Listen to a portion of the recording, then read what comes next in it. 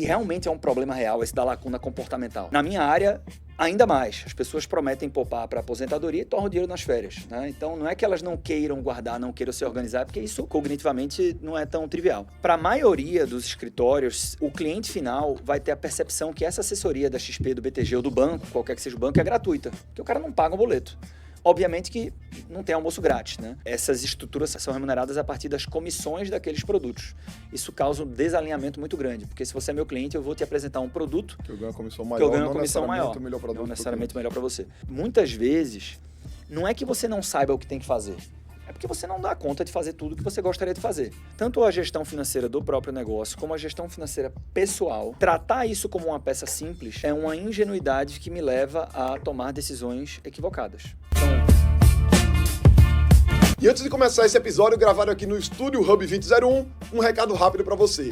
Acabou de sair do forno o livro de marketing digital mais atualizado do Brasil. Meu livro Internet que Vende, vou colocar aqui o link na descrição para você adquirir. E se você quiser saber um pouco mais sobre a minha consultoria para aceleração de negócios com marketing digital e IA, o link também vai estar aqui na descrição do episódio. Diga aí, amigo, aqui é Felipe Pereira, seja muito bem-vindo a mais um episódio do Acelera Digital Podcast. E hoje eu estou com Arthur Lemos, fundador e CEO da Empreender Dinheiro, grande empreendedor, e veio bater um papo aqui com a gente. Arthur, eu queria começar te agradecendo aí pelo teu tempo, pela tua disponibilidade. Cara, eu que agradeço. Vamos falar um pouco aqui de negócios, de história, e vou começar fazendo um elogio. Antes da gente entrar ao vivo, né? Antes assim, pô, Felipe, é um trabalho o cara tocar podcast. Quem tá do outro lado aqui ouvindo talvez não saiba, né?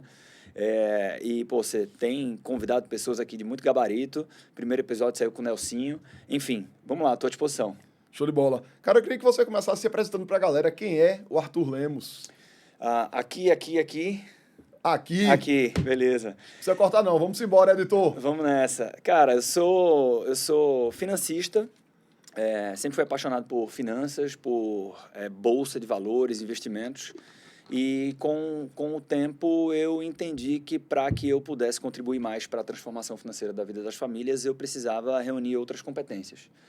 Então, eu sou um financista que estuda gestão, que estuda comunicação, que estuda andragogia, entender como é que as pessoas aprendem.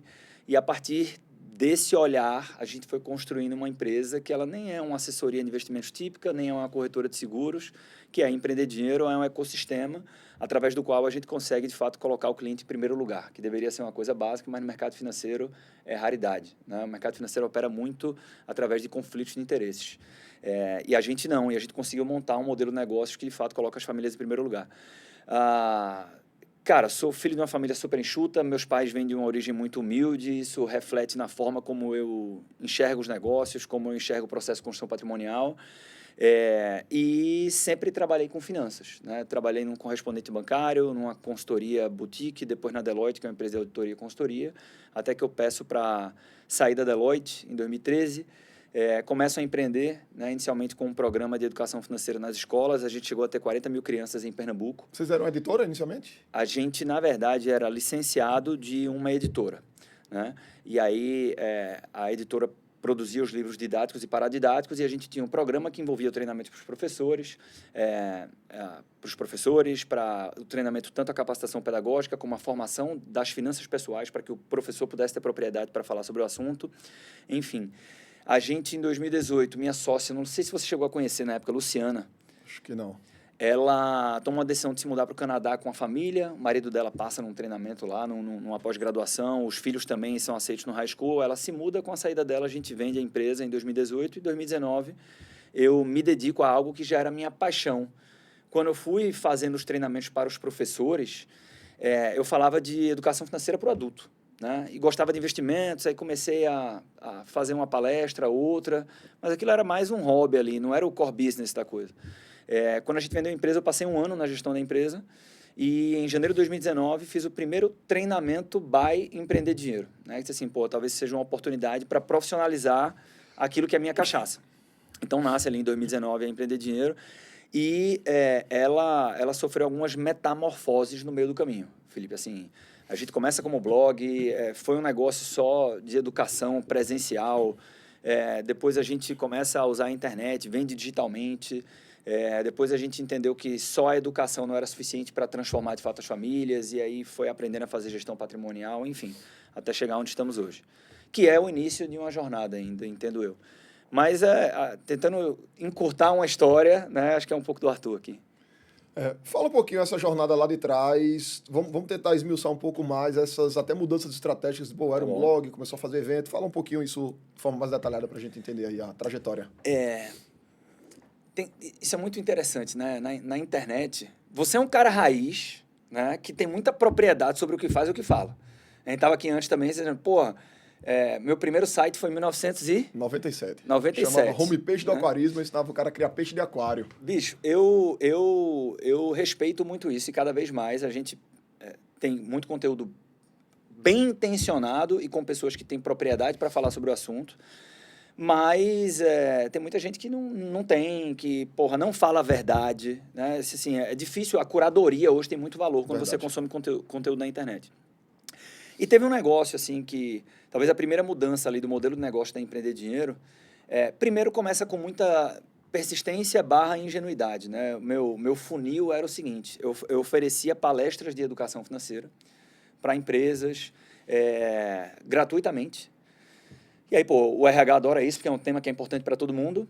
E eu combinava o seguinte, olha, no final da palestra eu tenho um curso presencial, eu vou levar o conhecimento das pessoas e quem se interessar, quem quiser se aprofundar no tema, eu vou dar um desconto, como se fosse um convênio. Né? Fiz isso, Felipe, 10 vezes seguidas, presencialmente, e não vendi nenhum ingresso.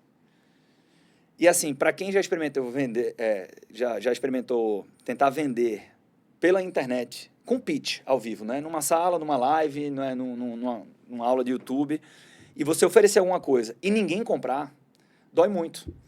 Sendo que dói num ambiente controlado, porque o outro lado não sabe que ninguém comprou. Quando eu faço isso na frente de 40 pessoas, e eu faço o pitch, e o pessoal bate palma, valeu, e todo mundo sai, você fica lá, meu irmão, precisa... Isso é um lado bom, né? Que cria muita casca. Uhum. Mas a gente foi ali, eu digo que um pouco de ingenuidade também, porque era muita vontade de acertar, e na 7ª, o que faz o cara ir para a 8ª? Porque a 8ª já estava marcada, e, porra, então vai, né? E a gente foi ajustando parafuso até que na 11ª palestra, tinham 12 pessoas na sala, 9 compraram. Né? Acertou o pitch. A gente acertou o pitch. E aí depois a gente foi calibrando e tal, daqui a pouco a gente tinha turmas em Recife. Na época não era um assunto que chegava tão fácil, investimento em bolsa, investimento em ações, etc. A gente não tinha tantas figuras com alto alcance, porque isso ajuda muito para o cara que é consultor. Né? Quando você tem muitos influencers com YouTubes milionários, etc., as pessoas estão mais sensíveis para o assunto, entendem a importância do assunto com maior facilidade. Então não era o cenário na época, e mesmo assim, isso em 2019... a gente, começou a ter salas de treinamento aqui em Recife para um sábado ou um final de semana falando de investimento em ações com, primeiro, 20, 30, daqui a pouco 50, daqui a pouco 100 pagantes, pagando 250, 400 reais no ingresso. E aquilo ali, foi uma grande virada de chave. Mas porque o primeiro momento de mudança no modelo de negócio que me veio à cabeça foi o seguinte, eu estava super feliz, né? Estava dando cabeçada, daqui a pouco o negócio começou a acertar, eu estava ganhando algum dinheiro, sendo que eu comecei a encontrar as pessoas. Como os cursos eram presenciais, eu encontrava a turma no shopping, em cartório, na praia, professor e tal. Aí eu lembrava que você estava no curso, aí disse assim, e aí, Felipe, começou a investir? Não. Não, exatamente. Né? Aí o que é que eu pensava no primeiro cara? Eu disse assim, o cara, né, sei lá, menos engajado, ok, tá tudo certo. Daqui a pouco eu encontrava outra pessoa. E aí, meu irmão, professor, tudo certo e tal, não sei o que, legal. E aí, começou a investir? Não. Não. E aí foi uma síndrome de impostor. E falar o seguinte, eu me vejo um cara que fala de finanças com muita vocação, e se meu conhecimento não está sendo necessário, ou suficiente, para que o cara, tome decisões diferentes, e é assim que ele vai ter resultados diferentes, isso é uma farsa. Né? E veja, eu tive esse incômodo, me senti muito mal na época, mas ao mesmo tempo o cara continua pedalando, assim, você não aperta um botão, deixa eu repensar um negócio e uma hora eu faço diferente. Nesse momento, sua captação ainda era convênio com empresas? Era convênio com empresas. A gente comecei a usar Instagram por aí, né? Tá. E aí, velho, eu tive uma live com o Érico Rocha, mas daquelas que ele acordava, né, e a turma pedia para entrar, e ele aceitava, né? Não foi assim que eu era próximo, nem participava do Mastermind, não. Eu tava lá e eu levantei e tal, entrei na live com ele. Consultoria de graça. Consultoria de graça. Que eu já paguei, na época, fui no mastermind dele, 75 mil. Pronto. Em 2017. Aí, eu provavelmente não tive acesso à quantidade e profundidade de conteúdo que você. Mas isso estava me incomodando tanto. E foi um papo massa, assim. Porque apesar de estar no início do negócio, a gente já tinha algum resultado e tudo. Então falamos de temas, na época a gente falou de equity, de partnership e tal, e foi um assunto, um papo legal, mas eu fiz o movimento de, como aquilo estava me incomodando muito, eu disse, não vou perder essa oportunidade. Eu disse, porra, Érico, resumindo um pouco, né? Eu disse assim, velho, eu tenho um modelo educacional aqui, né? Consigo vender bem, mas as pessoas não têm resultado e eu tô achando que tô passando por uma síndrome do impostor. E aí ele me explicou, né, do ponto de vista dele, disse, Arthur, o método tem fundamento e tal? Eu disse, porra, tem pra caralho, não sei o que. Ele disse assim, velho, não é que você é uma farsa. Acontece que só a educação, às vezes, não é suficiente. Então, ele deu o exemplo dele. Né? Ele disse assim, porra, eu tenho aqui o método do Fórmula do Lançamento. É um curso. Todo mundo que faz o curso consegue executar a parada? Não. Quem executa e tem resultado, consegue executar pela segunda vez com sucesso? Por raríssimos casos. Mas não quer dizer que o método está errado, ou que o curso é ruim. Né? Para isso, no meu modelo de negócios, eu tenho os programas de mentoria. E aí ele tem vários, à medida que o cara vai tendo mais resultado, tal, tem as classificações lá dele. Então ele trouxe essa mensagem para mim, educação mais acompanhamento é muito mais poderoso. E aquilo virou uma chave, assim, foi uma epifania para mim, né? Puta merda, é isso. Isso em que ano, mais ou menos? Cara, acho que isso foi 2020, né? Por aí. Eu sou aquela pessoa que tem a referência temporal, assim, não tão calibrada. Igual a mim. Pronto, então foi por aí. A gente estava mais ou menos um ano fazendo curso presencial, acho que foi 2020. E aí, coincidentemente, no outro dia, um amigo meu disse assim, Arthur, tem um empresário, amigo meu aqui, o cara, o jogador de tênis, porra, parece que vai receber uma grana, e me perguntou de investimentos, eu indiquei teu nome. Pô, manda uma mensagem para ele. Não fosse essa live com o Érico Rocha, eu ia dizer, vou fazer um curso, tal. Aí eu marquei um café com esse cara, e eu mais ou menos, falei um pouco da minha filosofia de investimentos, expliquei a tese da educação, mais acompanhamento, pelo que eu estou entendendo, você tem uma rotina super corrida, etc. O mais adequado para você talvez seja a consultoria. E ele disse assim, quanto é a consultoria? E eu não tinha nenhuma ideia, né, do racional do quanto cobrar. Na hora veio R$7.000, eu falei, o cara disse sim, eu saí do café achando que eu tinha construído o próximo Facebook, porque, aí virou um funil. Não, se eu apresentar para 10 pessoas, então 5 vão comprar vezes 7, daqui a pouco 100 vezes 7, 1.000 vezes 7, não sei o quê. Então eu saí do café, Érico Rocha estava correto. Né? E aí a gente, de fato, continuamos fazendo o processo educacional, mas no final dos cursos eu explicava isso e realmente é um problema real esse da lacuna comportamental. Né? Na minha área, ainda mais. As pessoas prometem poupar para aposentadoria e tornam o dinheiro nas férias. Né? Então, não é que elas não queiram guardar, não queiram se organizar, porque isso cognitivamente não é tão trivial. Aí, velho, fechando aqui, esse foi um primeiro shift importante. Né? No final dos treinamentos eu explicava isso, assim, tá todo mundo aqui entusiasmado, mas segunda-feira vai chegar, vem sua rotina, os filhos, a correria, o chefe, etc. E é difícil implementar isso sozinho. Então, para quem achar que faz sentido, eu vou explicar como é que a gente pode executar isso juntos. E aí eu comecei a oferecer as consultorias. Então, esse foi um primeiro passo. Comecei a ter muito resultado comparado ao resultado que eu tinha, a ponto de alguns amigos educadores financeiros da época começarem a me perguntar, Arthur, o que é que você está fazendo aí? E aí vem uma outra mudança no nosso posicionamento, que foi a gente começou a oferecer soluções para outros planejadores. Com o tempo, a gente investiu em tecnologia. Então, as ferramentas que a gente utilizava viraram um SaaS, uma plataforma para outros planejadores no país. Hoje, na Tech Finance, que é o nome da plataforma, a gente tem mais de 4.000 planejadores financeiros, né, que são clientes, e clientes recorrentes a gente tem mais de 1.000 planejadores espalhados pelo Brasil. Então, isso acabou se tornando uma coisa relevante para a gente. E, a partir daí, uma outra dor, para fechar e devolver a palavra para você se deixar, eu vou falando aqui, Felipe. E a gente, de fato, transitou muitas vezes. Uma outra dor foi que o planejador financeiro ele falava o seguinte, Arthur, eu faço o mais difícil. No Brasil, onde não se tem a cultura de investir no planejamento financeiro, eu convenço o Felipe de que ele deveria me contratar para construir o planejamento financeiro, mas na hora de executar o plano, ele vai para o assessor da XP, ele contrata o seguro de vida com o cara da Prudential e tal. Então, o planejador nem participava dessa receita e, nesses modelos mais tradicionais, são modelos que não colocam o cliente em primeiro lugar. Então, era ruim para o cliente final e era ruim para o meu cliente planejador. Então, a gente deu um passo para construir um ecossistema. Então, hoje a gente tem uma mesa de crédito, corretora de seguros, consultoria de investimentos, gestora. E para isso, a gente teve que se relacionar com várias instituições financeiras, de banco, fintech, seguradora, corretora de valores, são as corretoras de investimento. Então, foi um outro passo importante. Então, foi mais assim, entendendo ou a dor nossa, né, de falar, puta merda, isso aqui não vai dar a escala que a gente precisa, ou a dor do nosso cliente. E a partir dessas percepções, a gente foi construindo um caminho que exigiu da gente mudar o modelo de negócio aí ao longo do tempo. Então, os seus produtos principais hoje, Tech Finance, direto para o consultor financeiro? Hoje a gente tem duas soluções. Vou tentar... Você sabe que eu não sou especialista em marketing, mas eu vou tentar usar uma linguagem mais dentro aqui do ambiente que eu sei que você domina muito bem, né? Eu tenho duas soluções que têm o papel de fazer a aquisição do cliente final, né? Uma é um modelo B2C, que é a nossa consultoria de investimentos, né?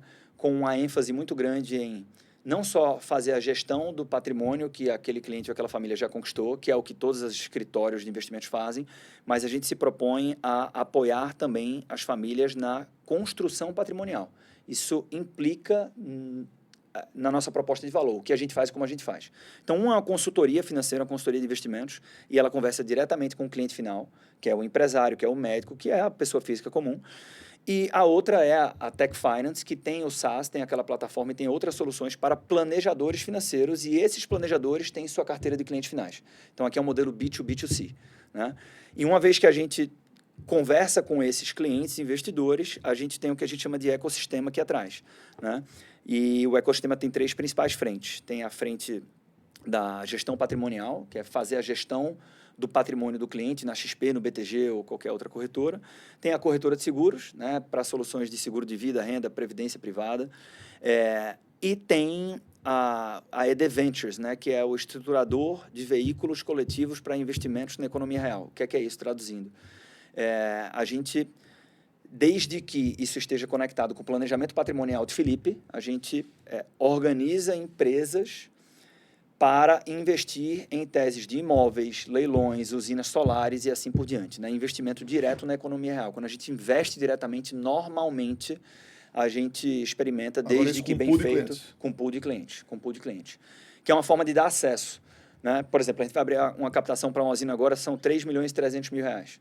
Então, daqui a pouco eu não tenho 3 milhões para investir sozinho numa usina. E se eu tiver 3 ou 5 milhões, eu não vou colocar todo o meu dinheiro em uma usina. Na hora que eu fraciono isso em cotas de 50 a 70 mil reais, eu faço com que mais pessoas consigam acessar esse tipo de investimento, né? Então, a gente faz isso. Então, essas empresas, elas não buscam o cliente, elas atendem os clientes que essas outras duas aqui, seja no modelo B2C ou B2B2C, trazem para o ecossistema. E no caso do B2C, vocês atendem diretamente o cliente final com consultores teus próprios ou todo mundo passa por esse consultor consultores próprios. Com consultores próprios da tua empresa, do teu negócio. Exato. Perfeito. Teu funil hoje de captação de clientes para o B2C, como é que tu trabalhas principalmente? Quais são os principais funis aí de Cara, aquisição? a gente acaba que, por consequência do trabalho que a gente presta, assim, a gestão do patrimônio implica na necessidade de ter uma relação de confiança, né? Então, quando a gente faz campanhas onde a gente pede recomendações, normalmente isso funciona muito bem, né? Porque existe uma relação de confiança, o cara à medida que a gente vai cuidando do patrimônio dele, ele entende que, de fato, a gente trabalha para ele e não para a corretora. Então, na nossa forma de fazer isso, é uma coisa que acaba reforçando muito o vínculo dos nossos clientes. Então, a gente tem funis de recomendações, indicações da própria base, né? E a gente tem alguns canais nas redes sociais, através dos quais a gente faz captação orgânica e, eventualmente, campanhas de mídia paga também, né? Mídia paga no perpétuo. E, periodicamente, a gente faz lançamentos. Não somos um business de lançamentos, mas os lançamentos cumprem um papel importante para o nosso B2C, porque a nossa forma de atender o cliente, ela não é a mesma forma como o que eu poderia classificar como uma concorrência mais tradicional faz. Então, enquanto... vamos lá, o cara que não entende o que a gente faz, ele pode dizer o seguinte, ou eu vou investir o meu dinheiro com o apoio do Arthur, da Empreender Dinheiro, Ou eu vou, tem um amigo meu aqui que é um assessor da XP ou do BTG, né? Para a maioria dos escritórios, o cliente final vai ter a percepção que essa assessoria da XP, do BTG ou do banco, qualquer que seja o banco, é gratuita, porque o cara não paga um boleto. Obviamente que não tem almoço grátis, né? Essas estruturas são remuneradas a partir das comissões daqueles produtos. Isso causa um desalinhamento muito grande, porque se você é meu cliente, eu vou te apresentar um produto que eu ganho uma comissão maior, que eu ganho uma comissão maior, o melhor produto não necessariamente pro melhor para você. E no nosso modelo, além de ter a transparência, ou seja, eu não recebo comissão e eu vou pactuar com você um percentual sobre o teu patrimônio, que é mais transparente, mais alinhado e normalmente muito mais barato. Mas ainda assim passa a ter a dor de pagamento. Então eu preciso educar o cliente para ele entender essa diferença. E quando a gente faz o programa Equity, que é o programa que envolve esses investimentos diretos na economia real, que envolve uma abordagem mais holística, que passa por seguros, previdência, etc., é um programa que tem um investimento, hoje, no momento que a gente está gravando aqui, de R$20 mil. Então, os lançamentos cumprem um papel muito estratégico porque eu tenho a oportunidade de educar melhor o cara para que ele entenda que esse investimento no programa, na verdade, ele se paga. Né? É mais difícil fazer isso numa reunião de demonstração, numa conversa mais rápida.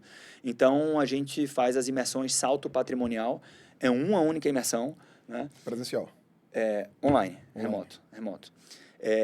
Com uma periodicidade de a cada 3 meses, mais ou menos, a gente faz uma. Né? Então, a gente fez uma em janeiro agora, a próxima, salvo engano... E é um lançamento gratuito? Não, é um lançamento pago. É um lançamento pago, o ticket baixo, dependendo do lote de, sei lá, R$29, R$39 até R$200. Você já qualifica ali na entrada? Para qualificar, tirar o cara que é mais curioso, enfim. A gente já fez lançamentos não pagos, mas para esse tipo de produto, esse tipo de solução, a gente teve mais sucesso fazendo o lançamento pago. E a gente também tem uma estrutura muito parecida para a Tech Finance, que aqui a gente não está dialogando com o cliente, pessoa física, investidor, e sim com o planejador financeiro. Então, a gente tem a imersão Tech Finance, né, tem os canais, sendo que aqui a gente tem um Inside Sales que é mais bem estruturado. Né? Então, aquele fluxo lá do Receita Previsível, de SDR, Closer, agendar demonstração, apresentar a plataforma. A maior parte dos clientes vem daqui, mas periodicamente a gente também faz imersões. Então, acho que um pouco aqui. E esses esforços estão mais concentrados nessas duas empresas. Né? As soluções de ecossistema que a gente chama atendem ao cliente que já está em casa. Bacana. Presencialmente, vocês têm feito... Eu vi que você fez um evento grande. Eu gosto muito do presencial, assim, por DNA. Esse evento que a gente faz é um evento anual, para a nossa base de consultores.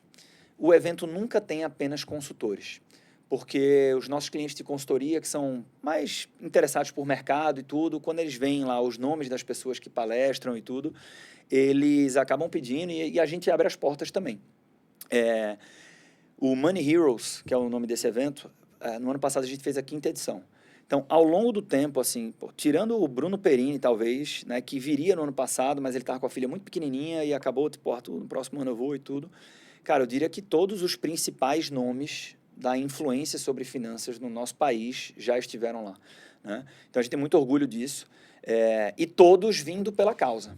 Né? Disse assim, isso aqui é um evento para planejador financeiro, para a gente subir a régua de qualidade das pessoas que realmente transformam a realidade das famílias brasileiras. Por quê? Porque o conteúdo do YouTube é muito legal, mas o cara não aperta botão sozinho. Né? É difícil o cara dizer, vou montar uma carteira, vou fazer o rebalanceamento da minha carteira sozinho, com base nesses vídeos aqui que eu assisti. Então, o conteúdo sobre finanças na internet, ele cumpre um papel de sensibilizar, mas é o consultor financeiro que está lá, espalhado pelo Brasil, que senta com a família na mesa de jantar, né? Ou seja, remotamente, que constrói a peça orçamentária, que define o planejamento. É para esse cara que o cliente liga quando vai tomar a decisão de comprar o apartamento dos sonhos e tudo, e saber qual é que vai ser a tabela, como é que vai ser o fluxo de entrada. Então, enfim, a gente tem esse evento, é um evento que no ano passado teve 700 consultores, né? E a maior parte do evento é tocada por mim, por meus sócios, mas a gente sempre tem nomes muito influentes ali, voltado para consultores. Mas, cara, a gente sempre fez eventos presenciais, a maioria deles ou em Recife ou em São Paulo. Estamos aqui em Recife, assim como você, Mas a gente, porra, é muito bairrista, né? Então, o mercado financeiro está muito concentrado na Faria Lima, ali em São Paulo, e a gente tenta trazer aqui para o Nordeste. Então, já fiz circuito de treinamentos e palestras num movimento que a gente, na época, chamou de Investe Nordeste, e a gente passou por todas as capitais do Nordeste, né? Mostrando metodologia de como é que faz consultoria, para que a turma entendesse como é que pudesse empreender. Isso é um grande mercado, tem muita demanda e pouca oferta qualificada de consultores. E nessas metamorfoses nossas, de entendendo o nosso caminho, cara, a gente já fez eventos sobre empreendedorismo, que era um evento que a gente chamava de Happy Hour, que chegou a ter 1.000 pessoas aqui. Esse era um evento gratuito, presencial, em Recife, era legal pra cacete. Hoje eu não faço mais, porque hoje está menos conectado.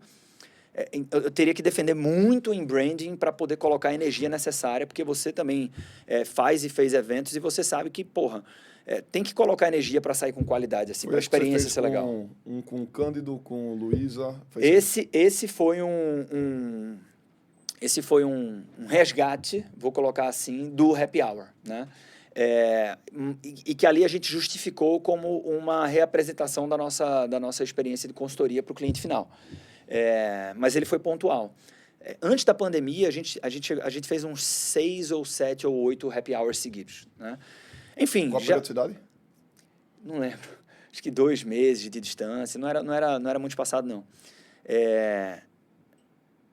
Então é isso. Eu adoro fazer eventos, mas faço eventos presenciais, mas faço menos do que gostaria, porque o digital faz mais sentido, assim, como negócio.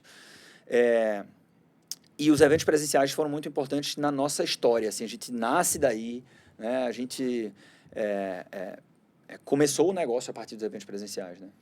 O Money Hero, ele entra... Money Hero, não é isso, Vitor? Isso. Ele entra em que ponto da esteira? A maioria dos participantes já são clientes, já são consultores.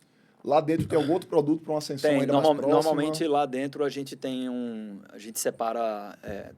o evento normalmente são 2 dias. E normalmente, no final do primeiro dia, a gente separa um momento ali para explicar os nossos programas de mentoria, que são mais avançados. Ou seja, para os consultores. Para os consultores. A gente tem algumas soluções para consultores, mas assim, simplificando, a Tech Finance, ela é a plataforma que tem o que o cara precisa para empreender e ser o dono do seu próprio negócio, de sua própria carteira de clientes, né? Então, tem softwares lá dentro, tem o método comercial, o método consultivo, tem a infraestrutura regulatória para ele poder empreender nesse mercado. E os programas de mentoria, porra, aí a gente monta um squad para acompanhar esse cara toda semana, né? Os primeiros clientes que ele faz a reunião comercial para apresentar a solução consultiva dele, a gente faz por ele acompanha. Então, tem um programa de mentoria que é muito próximo desse consultor, né? Para ele assim, empilhar mais resultado ou começar forte. E a lógica é mais ou menos essa. Dentro do Money Heroes, a gente apresenta esse programa de mentoria. Mas o que acaba acontecendo muito também, Felipe, é que lá muita gente renova o acesso, compra o acesso vitalício da Tech Finance, né? Ou então o cara é um convidado e ele conhece melhor a comunidade, o modelo, e aí acaba se tornando um novo cliente da Tech Finance lá. Bacana. Os eventos você costuma fazer mais em Recife do que em São Paulo? Sim. Fala um pouquinho sobre essa decisão, e até a decisão de ficar em Recife. Acredito que você talvez já tenha sido, cara, vamos para São Paulo, ter mais oportunidade. A gente foi algumas vezes provocados nesse sentido, né? O próprio Thiago Nigro, que é talvez o grande expoente assim, das pessoas que publicam conteúdo sobre finanças. E, já teve no Money Heroes, é um cara que troquei algumas vezes com ele, e teve uma vez que a gente fez uma palestra juntos aqui na FIEP, e eu fui deixar ele no hotel. Da FIEP para o hotel, ele me falou mais de 10 vezes, você tem que ir para São Paulo. Sem ser modo de falar. Aí eu, não sei o que, não, estou falando, você tem que ir para São Paulo. Tem que ir para São Paulo. Inicialmente, Felipe, era um pouco assim de... como eu te falei, a gente é muito bairrista, né?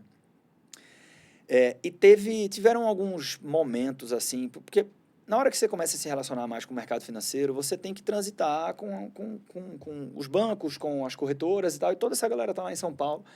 E isso é uma coisa meio velada, ninguém vai dizer isso abertamente, mas tem muito preconceito com quem é do Nordeste. Eu, moleque, eu não vou saber quando que foi, eu era bem mais novo, né? Óbvio que eu sou muito novo, mas era mais novo.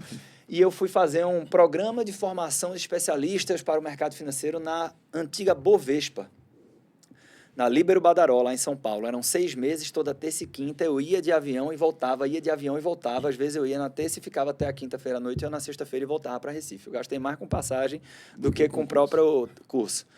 E no final do curso teve um happy hour lá, que era uma cerimônia de encerramento. E aí eu estava super entusiasmado e tal, e teve uma fala de uma mulher lá que era tipo uma gestora de expansão, né, da Bovespa, antiga Bovespa. E aí eu cheguei para ela nesse happy hour, nesse coquetel, e disse assim, pô, tudo bom? Pô, eu sou Arthur, sou de Recife, pô, é fantástico o treinamento, a gente tem que levar isso para lá, eu faço alguns treinamentos, se eu puder ajudar de alguma forma e tal. Ela, Arthur? Eu disse, isso, Arthur Lemos. Ela, então, Arthur, é porque pro Nordeste a gente só leva o básico. Então, isso eu poderia passar mais ileso, assim. Eu fiz um podcast com o Murilo Gun e eu disse assim, porra, eu acho que eu tenho que tentar contribuir para desenvolver o mercado financeiro aqui no Nordeste e tal, em Recife.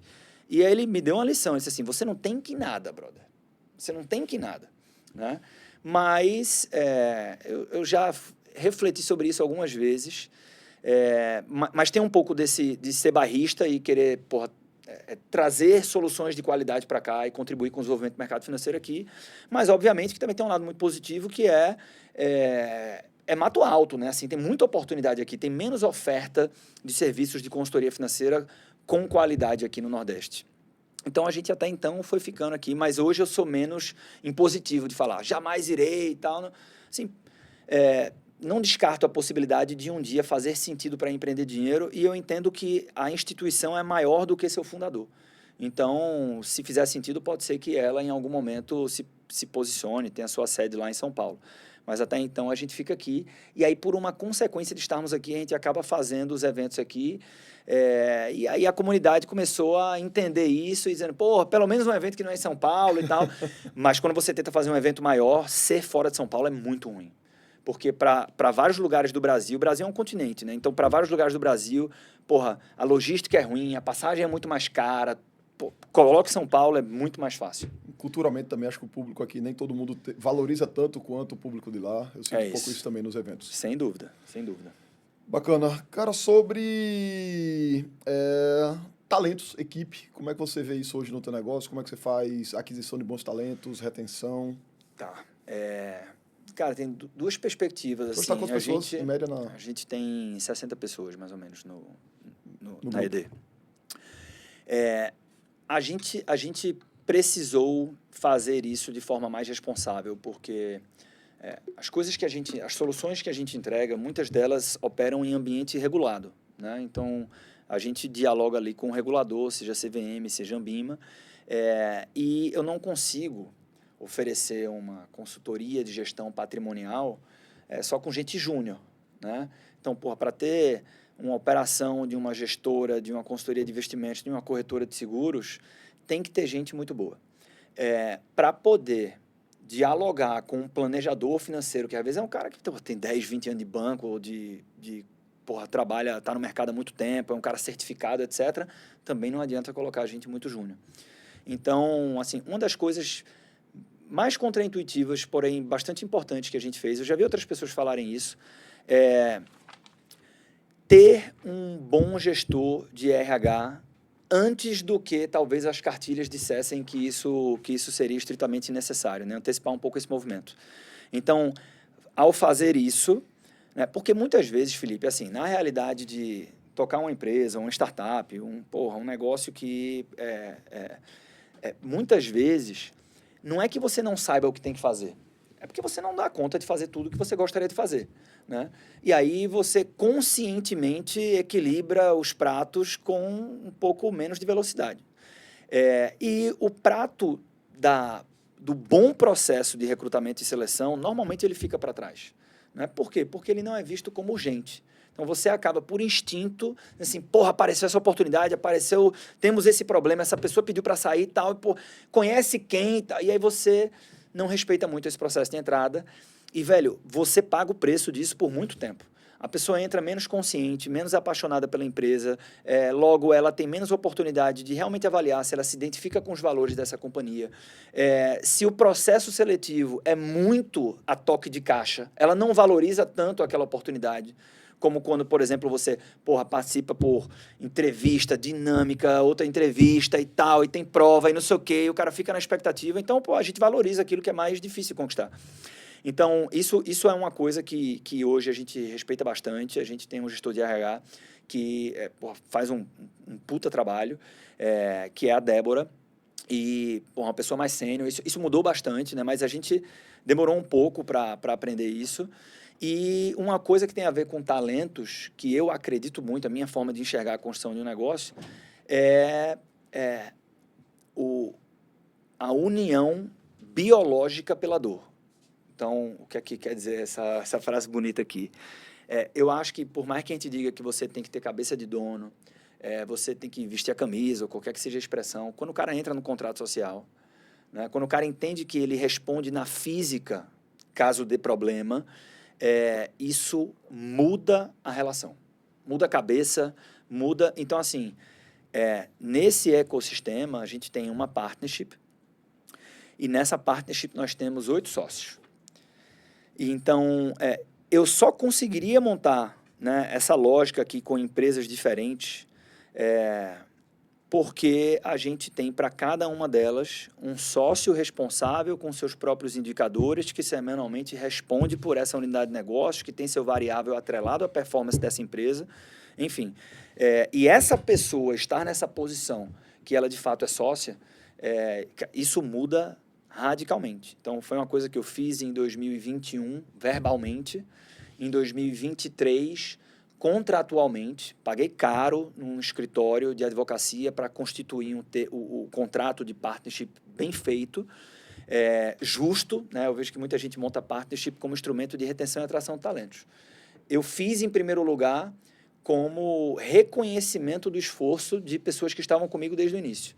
Então, eu considero que a nossa partnership ela é muito justa e isso reverbera não só para quem é sócio.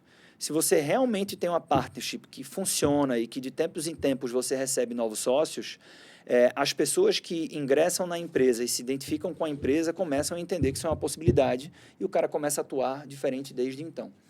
Então, esse é um traço da ED que eu acho que é bem importante para a gente no que diz respeito a talentos. Show. Cara, como é que vocês estão vendo hoje IA, inteligência artificial, dentro do negócio, dentro do produto, dentro dos processos? Veja, um dos nossos sócios é o Lab, que ele é o cara de tecnologia, né? E ele tem dedicado cada vez mais o tempo dele para isso. Não só ele, várias pessoas no time, assim, alguns são mais entusiastas, outros menos, mas a gente tem hoje, quase que em todas as áreas, alguma coisa de IA. Onde que a gente, de fato, investe em inteligência artificial? Quando eu digo de fato, é assim, eu uso o GPT. Porra, isso cada vez mais é lugar comum. Tem pessoas que usam, de forma muito rasa, e tem pessoas que sabem usar mesmo, mas é cada vez mais lugar comum. Na nossa corretora, a gente tem um sócio institucional, que é o César, aqui do Porto Digital, né? O César tem uma área lá de Venture Capital, eles investem em empresas de tecnologia que tem uma solução que eles, inclusive, entendem que tem risco tecnológico. Ou seja, a coisa tem que ser minimamente disruptiva para dizer, velho, tem risco de a gente colocar muito dinheiro nisso e não conseguir a entrega dessa solução. Mas se conseguir, isso pode ter uma escala relevante e tal. Então, a gente tem 2 soluções. Uma ficou pronta em janeiro agora, e a outra está em desenvolvimento, com o César, que as 2 envolvem IA de verdade, né? IA de gente grande. E a primeira que ficou pronta, que é o Hércules, é assim. Então, quando eu digo que a gente coloca os nossos clientes em primeiro lugar. Falando de seguros, aí eu vou explicar o que é para te dar o exemplo de como a gente embarca a inteligência artificial nisso. Como é que eu contrato um seguro de vida? Normalmente é com um corretor de seguros que, na maioria das vezes, representa uma seguradora. Então, o cara, representa a Prudential, a MetLife ou a Sul América e tal. Por maior que seja a seguradora, nenhuma delas é imbatível e vai ter sempre as melhores condições de todas as coberturas de todos os seguros para todos os perfis de pessoas, né? Então, assim, não dá para ganhar sempre. O seguro de um carro, eu tenho que contratar em uma única seguradora. Então, contratei o seguro do meu carro na Porto Seguro. O seguro de vida, não. O seguro de vida, eu tenho várias coberturas e a soma do preço dessas coberturas vai dizer quanto é a minha pólice de seguro. E eu posso fracionar as coberturas em corretoras diferentes. Exatamente. Sendo que, por que ninguém faz isso? Porque o corretor, ele vai querer te apresentar uma única corretora, porque ele é exclusivo dela. Se ele não for exclusivo, ele vai te apresentar uma única corretora que, para o teu perfil, está pagando uma comissão maior esse mês. O back-office disso é muito mais pesado. Imagina implantar uma apólice contigo numa corretora só versus em 3, né? E requer uma inteligência para você poder construir um Lego, entendendo que, para a tua necessidade, você que tem 2 filhos nessa idade, que é casado, que tem esse patrimônio, nesse regime de casamento, etc., que você é empresário, que é diferente do servidor público, você tem uma necessidade de proteções. Depois que a gente faz esse diagnóstico das necessidades, a gente vai em 12 seguradoras por cobertura e faz uma série de análises combinatórias. Então, um cliente nosso, um estudo nosso, do estudo de proteções, que a gente chama, às vezes a gente tem mais de 70 mil combinações, né? Para poder chegar dizendo o seguinte: Felipe, as proteções que você precisa para o seu seguro de vida, a forma mais barata de você contratar é numa combinação de Icatu com MetLife, com não sei o quê, né? Isso traz uma eficiência brutal para o cliente. Às vezes na média de 20% a 60%, sendo que seguro de vida é um negócio que você carrega por 10, 20, 30 anos. Né? Então, quando a gente vai para a ponta do lápis, às vezes a economia é de 100 mil, às vezes é de R$500 mil, né? Colocando a competição no mercado de seguros em favor da família. Para fazer isso, a gente usa 2 inteligências artificiais, né? Uma faz o diagnóstico e a outra, ela faz essas cotações via API nas seguradoras e depois ela faz o cruzamento disso das análises combinatórias para chegar nesse Lego daquilo que é mais adequado para você. Então, isso aqui é um uso de caso específico, né? Aí a gente tem essa nossa solução, que ela é proprietária e usa IA. E no dia a dia também, mas no dia a dia eu nem sou a melhor pessoa para dizer exatamente como a gente usa.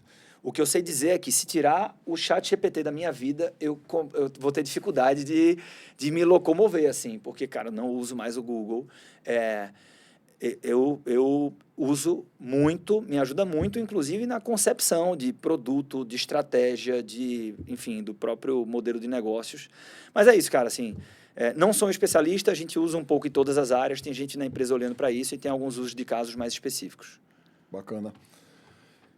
Erros que empreendedores cometem na gestão financeira dos seus negócios. Cara, esse aqui a gente Vamos pegar a audiência lá da gente, tu és um cara especialista nessa área. Quais são os principais erros que a galera deveria evitar? Cara, seja na gestão do negócio, ou até na gestão financeira dele pessoal, já que ele cuida do dinheiro dele, mesmo ele sendo empresário. Não, sim, e essa sobreposição ela acontece bastante, é um primeiro erro, né? Vamos lá, eu vou tentar simplificar esse tema, né? Porque tanto a gestão financeira do próprio negócio, como a gestão financeira pessoal, tratar isso como uma peça simples, né, é uma ingenuidade que me leva a tomar decisões equivocadas. Então, vou dar o exemplo pessoal e depois eu vou trazer aqui conselhos no que diz respeito às finanças empresariais. Todo mundo que algum dia tentou fazer o controle orçamentário baixou uma planilha na internet, que era assim: janeiro, fevereiro, março, até dezembro, aí tem total. E aqui tem assim, minhas entradas, né? Aí depois tem gastos fixos, tal, estilo de vida, não sei o que, tem um saldo. Isso não funciona há 50 anos e vai continuar não funcionando há 50 anos, porque, infelizmente, o orçamento pessoal é uma peça complexa. E a gente erra, em primeiro lugar, ao tratá-la como uma coisa simples. É só gastar menos do que eu ganho. Não é. Né? E há quantas vezes a gente não recebeu esse relato de falando: porra, mas eu me comprometi, eu ganho 15 pau líquido, eu me comprometi em gastar no máximo 13 mil, eu só gastei 13 mil no dia 22 do mês, entrei no cheque especial. Né? Então, de onde que vem essa estranheza? É que o que pega para a gente, pegando um paralelo aqui das empresas, é o fluxo de caixa, não é a competência. Esse olhar de janeiro, fevereiro, como se fosse uma demonstração de resultado da minha vida financeira pessoal, assim, existem uma série de decisões que eu tomei no passado que impactam a minha capacidade de consumo e de poupança hoje, né? De boletos que eu assumi, de cartões que eu passei, e isso acontece esse mês, e eu posso gastar 10 mil reais esse mês, que não impacta o meu fluxo de caixa desse mês, mas vão impactar. Então, quando eu coloco todas essas sobreposições, é uma peça difícil de desenhar, só de desenhar. Depois entender e depois controlar. Então, Dito isso, vamos para as finanças empresariais, né? Tem uma coisa, velho, que é revolucionária para a gestão financeira empresarial. Eu não vou dizer aqui que você deveria fazer isso, isso e aquilo, porque, porra, se você não é uma pessoa de finanças, provavelmente isso é uma área que você nem gosta muito de falar. Então, ou você vai ter uma gestão financeira mais rasa, ou você vai contratar alguém que você confia, seja para fazer parte do seu time, seja para, no processo de consultoria, te ajudar a dar clareza da performance do seu negócio. O que tem de empresário que está sentado num negócio bom, mas o cara acha que o negócio não é bom, porque ele não consegue ler o resultado. Então, operacionalmente, o negócio entrega resultado, sendo que o fluxo de caixa desse negócio está pagando uma distribuição, uma retirada, um empréstimo de decisões erradas do passado, mas a operação hoje é saudável, ele só não consegue enxergar isso. E por não enxergar isso, ele descontinua o negócio ou toma decisões que não fariam sentido. Então, isso é muito comum. Bem, o que é esse movimento revolucionário? Você vai contratar um consultor uma única vez na vida, certo? Não sou eu, então não estou falando isso por conflito de interesses. Você vai dizer o seguinte, cara, eu quero projetar o meu fluxo de caixa. O ato de projetar o fluxo de caixa, então o que é o fluxo de caixa? É todo o dinheiro que entra no negócio, quando entra e de onde entra, e todo o dinheiro que sai, quando sai e para onde sai. Eu vou cruzar essas informações. Então veja que quando eu falo de fluxo de caixa, esse é o batimento cardíaco do teu negócio. Uma empresa pode vender R$1 milhão, ter despesas totais de 900 mil e quebrar. Isso acontece todos os dias. Pô, mas se ela vendeu 1 milhão e gastou 900, por que ela quebrou? Porque ela vai receber 1 milhão em 12 vezes e ela pode ter que pagar 900 mil em 30 dias. Se ela não tiver acesso a crédito, não tiver capacidade do sócio aportar, ela vai quebrar. Então, é o que a gente chama de efeito tesoura.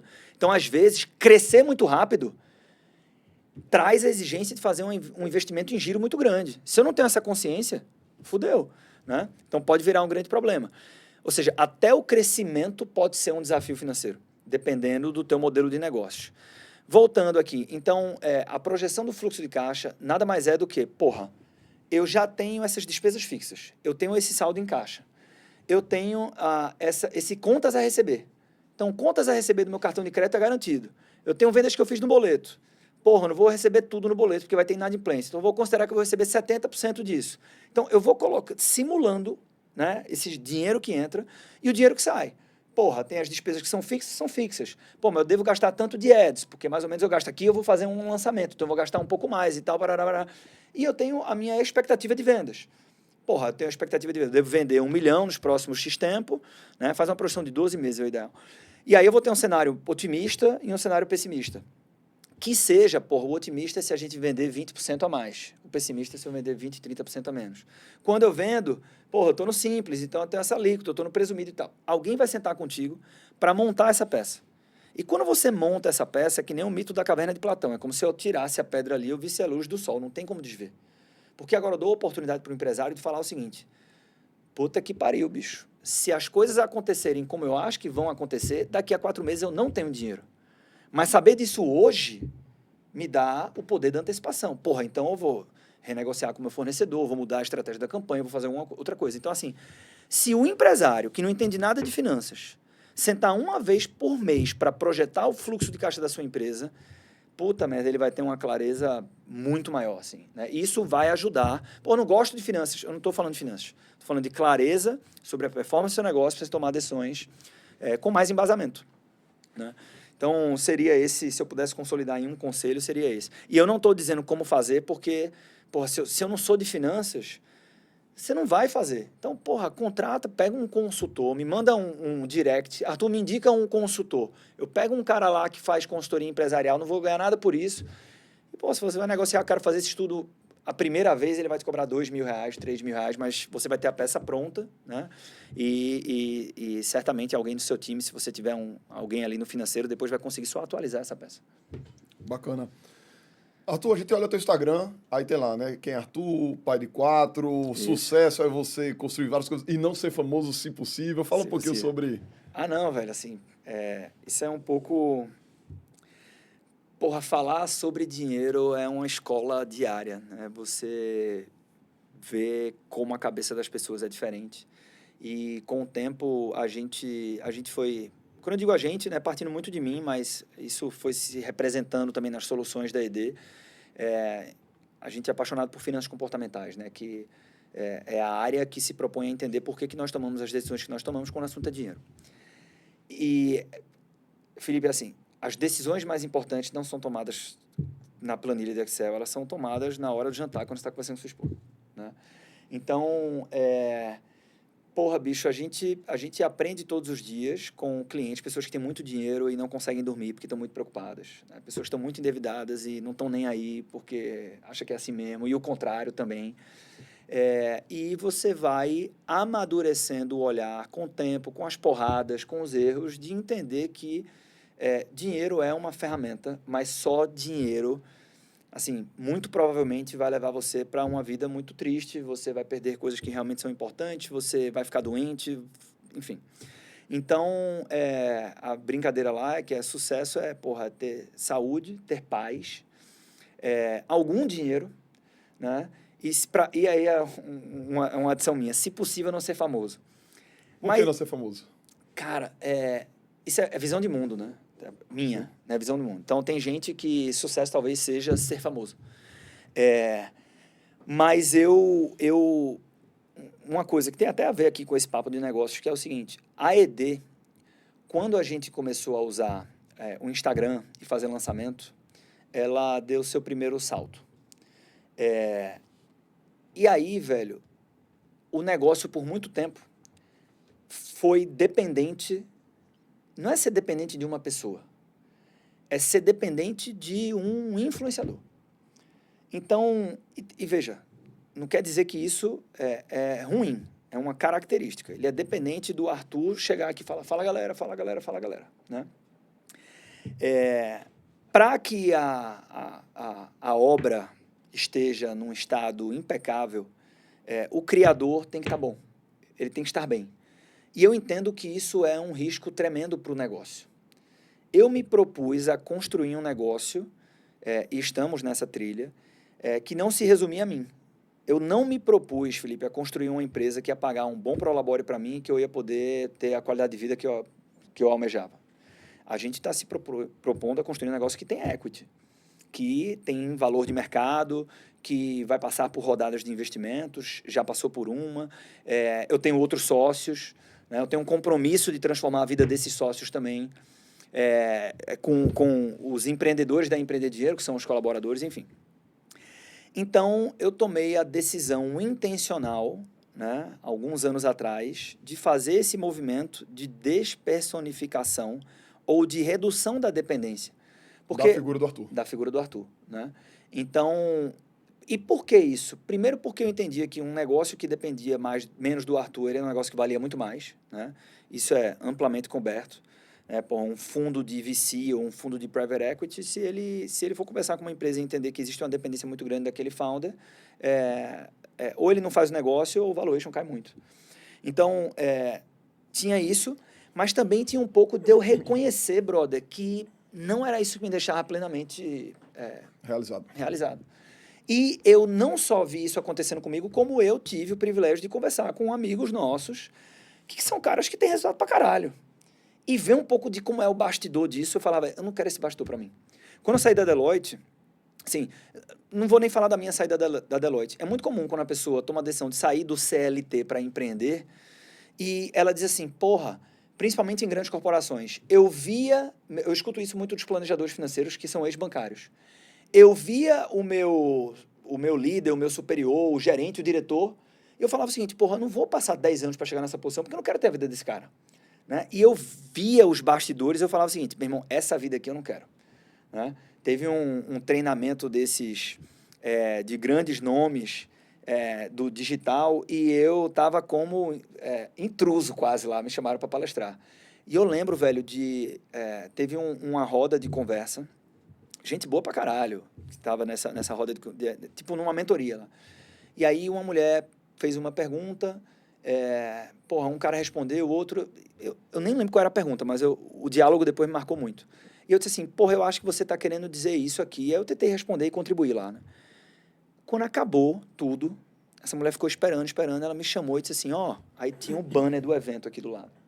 Assim, porra, aquilo que tu falasse, tu me ajudou mais do que... Porque era uma pergunta meio que de perpétuo e tal.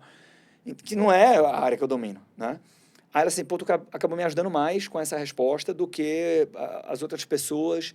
E não sei o que, ela começou a abrir o coração, assim, tinha 2 filhas, porra, mãe solteira, queria fazer uma transição de carreira, estava infeliz e tal. Ela disse assim, porra, mas... Aí ela, né? Pelo amor de Deus, não estou dizendo que isso é certo nem errado, cada um tem uma forma de entender o que é felicidade para você. Mas ela disse assim, ela apontou para o banner do organizador do evento e disse assim, eu vim para cá porque eu preciso dessa liberdade. Isso mexeu comigo, assim, eu me lembro muito dessa, porque, assim, eu conheço o cara e eu sei que se tem uma coisa que o cara não tem, é liberdade. Né? Assim, esse cara não tem o privilégio de poder, ir para um jantar legal e não fazer uma cobertura desse jantar. Ele tem que fazer uma cobertura desse jantar. Então, daí que vem essa brincadeira de, se possível, não ser famoso, né? A turma da ED e do marketing fica puxando minha orelha, que eu tenho que produzir conteúdo e tal. Mas, se possível, não ser famoso, está dentro da minha equação aqui de sucesso. Eu vi uma vez não sei se uma entrevista, um podcast, alguma coisa do Wendel Carvalho. Sim. E ele falando que, velho, eu não aguento esse ritmo de influência que eu preciso ter para botar meu negócio com a performance que eu tenho usando o digital por muito tempo. É isso aí. Então, assim, é um nível de produção de conteúdo, de cobertura, de coisa, que ele mesmo, cara, eu não quero isso para jogar o jogo em performance olímpica. Sim, né? sim. É um tipo de dedicação que ele já falou que não quer isso em médio e longo prazo. Total, porra. E E cada assim, um tem e eu acho que, porra, pra quem é o cara, como você é um cara extremamente bem relacionado, essa mensagem chega não só pro cara que tá começando, chega pro cara que é casca grossa e que tá nesse nível de performance. Conectando isso com a minha área, certo? Meu irmão, se você é algo parecido com o exemplo de Wendel, cuide muito bem das suas finanças, para que quando você queira reduzir esse ritmo, você possa fazer isso sem sentir tanto. Né? Eu vejo que esse é um erro muito comum. Falar nisso, ter sucesso é ter algum dinheiro. Quanto dinheiro? Porra, velho, isso é super pessoal, assim, Felipe. A gente entendeu com o tempo que, às vezes, velho, é tão maluco, né? Às vezes o cara descobre que está aposentado numa reunião de consultoria e ele não sabia, né? Ele só não tinha feito a conta, ele só estava com o dinheiro dele alocado numa carteira muito ruim. E quando você coloca para uma coisa mais decente, aquilo gera um fluxo de caixa livre que é suficiente para ele ter o padrão de vida que ele já tem ali. Mas, obviamente, esse é um exemplo muito fora da curva, né? Quanto de dinheiro? Eu não tenho uma resposta para essa pergunta, né? Mas para quem tem interesse em chegar na resposta mais importante para esta pergunta, que é a quantidade que é suficiente para você, né? Eu deixo como um convite aqui, uma recomendação de leitura, que é um livro chamado A Psicologia Financeira. O melhor livro de finanças pessoais dos últimos tempos. Não é um conteúdo técnico, não é difícil, né? E que ele versa muito sobre essas reflexões, né? O que é suficiente. É um da capa branca. E a gente tem, que é um dos nossos canais de aquisição de clientes, um projeto chamado Clube do Livro, onde eu leio na íntegra os principais livros de finanças e negócios. Mais voltado para finanças até do que negócios, mas é finanças e investimentos, sendo que não é audiolivro. A gente lê na íntegra e vai comentando o livro. E publica no Spotify, porque aí o cara consegue colocar no trânsito e consumir esse conteúdo no tempo morto. Né? E tá lá, se você procurar Clube do Livro ED, você vai encontrar a psicologia financeira. Então, porra, na academia, né, em casa, no trânsito, e aí ele vai trazer várias provocações para chegar nessa resposta. Mas a única resposta sincera que eu posso dar é: não existe essa definição. Para você é uma coisa, para mim é uma coisa, e para ficar mais complexo, vai mudando com o tempo. Uma dica para quem está na jornada empreendedora, né, está lá tentando e não alcançou ainda o sucesso que gostaria, que queria, boa, que mereceria. Vou dar uma dica diferente de seja resiliente e batalhador. Certo? A dica é o seguinte: o que ajuda a ser resiliente, porque realmente precisa muito, cada um que tem uma forma de encontrar a sua fonte de inspiração, para alguns é na fé, né? Eu acho que a fé, inclusive, cumpre um papel muito importante no empreendedorismo, porque empreender, no final do dia, é um ato de crer antes de ver, né? Se pegar o livro lá e aí minha dica tem a ver, inclusive, com o livro, né? Mas o livro do Phil Knight, A Marca da Vitória, que conta a história do fundador da Nike e da construção da Nike. O livro começa em 1962, cada capítulo é um ano, né? E ele traz os principais acontecimentos daquele ano. É um livro muito leve e ele acaba em 1980. Né? Então, se eu fiz a conta certa aqui, é isso. são 18 anos, né? 18 anos. Em 1980, a Nike abre o capital na bolsa. E aí, em teoria, a empresa deu certo, né? Mas a história, velho, são de 18 anos de quase a Nike quebrando, vez após vez, sucessivamente, né? E é a Nike. Então, qual é o meu conselho aqui para quem é empreendedor? Velho, me ajuda muito ler biografia e histórias de outros empresários. Porque a gente, quando está passando por um momento difícil, isso é quase todo dia, porque a cabeça da gente fica assim, né? Você acha que o seu problema é o maior, e para mim é o maior mesmo, porque o que me importa é o meu problema, é ele que eu tenho que resolver. Sendo que quando eu paro para ler a biografia de Elon Musk, só para pegar um exemplo bem exagerado, e eu vejo as passagens, o que o cara passou, o quanto que ele se fudeu, eu entendo o seguinte: porra, meu irmão, então é mais parte do processo do que a minha trajetória empreendedora é a mais difícil do mundo e vai dar errado. Então isso traz uma paz de espírito brutal, assim. Fora que isso também encoraja, porque você vai vendo como é que esses caras resolveram problemas, você vai entendendo que o resultado que eu não tenho ainda não é porque eu não sou brilhante, é porque não vem de primeira para todo mundo mesmo. Então, porra, pega Musk, Steve Jobs, o Jeff Bezos, esses caras todos passaram por momentos muito difíceis. Assim, pô, a Amazon é uma consequência de uma dificuldade de quase quebrar a empresa, que esse cara tomou uma decisão extremamente ousada de abrir a Amazon para toda a competição, mas não é porque ele era visionário, é porque o negócio ia quebrar e ele precisou mudar o modelo de negócio. E aí você começa, uma coisa que me ajuda muito a ter temperança, é que assim, quando a gente estiver performando bem, eu acabo não me colocando numa posição de muita arrogância, porque eu não sei que é só mérito nosso. Tem um pouco de aleatoriedade, tem um pouco de fé, tem um pouco de sorte, tem um pouco do mercado ajudando. E quando a gente está passando por um momento difícil, não quer dizer que eu sou um imbecil completo também, né? Então, é isso. Cara, Ler biografias. Eu vejo muito essa análise, até se você pegar uma loja de shopping, pensa numa loja de shopping que vende muito, fatura muito no mês. Essa loja, ela vende muito todo dia? Não. Exatamente. Tem dia que não entra quase ninguém, tem dia que entra e no final das contas o que vai definir o sucesso dela ou não é isso em médio e longo prazo e regularidade. É isso aí, exatamente. Das biografias que você leu, qual as, sei lá, top 2, top 3 mais bacanas? Tem uma pequenininha para quem está passando por um momento difícil, que é O Lado Difícil das Situações Difíceis. Muito bom. Tem uma hora que você está lendo assim, você fala, porra, meus problemas aqui são fichinha, então vamos seguir. Né? Principalmente a primeira metade do livro. Depois ele acaba tendo uma linguagem mais para empresa de tecnologia e tal, porque é o berço de onde esse cara vem, mas a metade do livro, porra, para empreendedor que está passando por um momento difícil, é muito legal. A de Elon Musk e Steve Jobs, assim, eu tomei decisões importantes do negócio com base na leitura. Né? São livros maiores. A Marca da Vitória, que eu mencionei, é muito legal também.